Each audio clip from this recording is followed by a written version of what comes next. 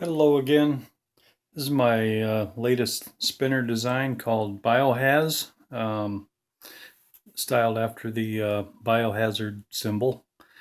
And it's got the chrome steel balls in it, and it comes standard with ceramic bearing, hybrid ceramic. So it's got a really good smooth spin to it and a nice long spin time. I haven't timed this one yet, but let me zoom out here and I will show you it in action.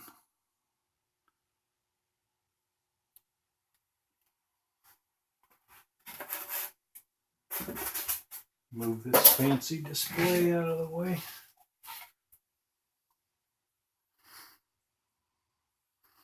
It's a nice compact size for easy one-handed spinning.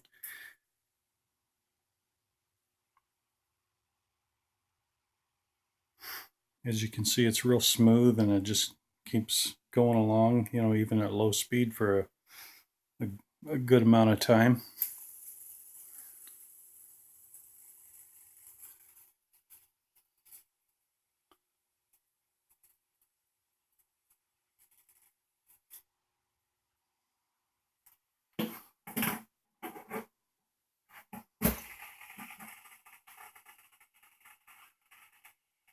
And it's available in my Etsy shop.